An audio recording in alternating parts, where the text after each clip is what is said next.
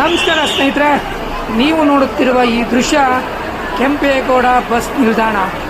ಸ್ನೇಹಿತರೆ, ದೀಪಾವಳಿಯ ಪ್ರಯುಕ್ತ ಸಾಲು ಸಾಲು ರಜೆಗಳು ಒಂದು ಕಡೆ ಆದರೆ, ರಾಜ್ಯ ಸರ್ಕಾರದ ಯೋಜನೆಗಳಲ್ಲಿ ಒಂದಾದಂಥ ಶಕ್ತಿ ಯೋಜನೆಯನ್ನು ಯಾವ ರೀತಿ ಬಳಸ್ಕೋಬೋದು ಅನ್ನೋ ಇದಕ್ಕೆ ಇವತ್ತು ನಾವು ಕೆಂಪೇಗೌಡ ಬಸ್ ನಿಲ್ದಾಣಕ್ಕೆ ಬಂದು ನೋಡಿದ್ರೆ ಗೊತ್ತಾಗುತ್ತೆ. ಸ್ನೇಹಿತರೆ, ನಿಲ್ಲುವುದಕ್ಕೂ ಜಾಗ ಇಲ್ಲದಂಥ ಪರಿಸ್ಥಿತಿ ಕೆಂಪೇಗೌಡ ಬಸ್ ನಿಲ್ದಾಣದಲ್ಲಿದೆ.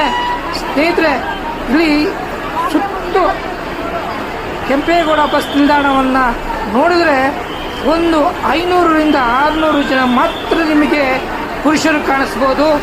ಇನ್ನು ಮಿಕ್ಕಿದ ಎಲ್ಲರೂ ಎಲ್ಲಿ ನೋಡಿದ್ರೆ ಅಲ್ಲಿ ಮಹಿಳಾ ಮಣಿಗಳು ಸಾಲು ಸಾಲು ಗುಂಪು ಗುಂಪಾಗಿ ಕುಂತಿರುವಂಥ ಚಿತ್ರಣ ನೋಡಿದ್ರೆ ನಿಜಕ್ಕೂ ಮೈ ಜುಮ್ ಅನ್ನುತ್ತದೆ. ರಾಜ್ಯ ಸರ್ಕಾರದ ಈ ಯೋಜನೆಗಳನ್ನು ಈ ರೀತಿ ಒಂದು ದುರುಪಯೋಗ ಅಥವಾ ಉಪಯೋಗ ಪಡಿಸ್ಕೋಬೋದು ಅನ್ನೋದನ್ನ ಇವತ್ತು ನಾನು ಯಾವುದೋ ಒಂದು ಕಾರ್ಯನಿಮಿತ್ತ KSRTC ಬಸ್ ಸ್ಟ್ಯಾಂಡ್ಗೆ ಹೋದಾಗ ನೋಡಿದೆ. ಸ್ನೇಹಿತರೆ, ನಿಜಕ್ಕೂ ನಿಲ್ಲೋದಕ್ಕೂ ಆಗುತ್ತಿಲ್ಲ.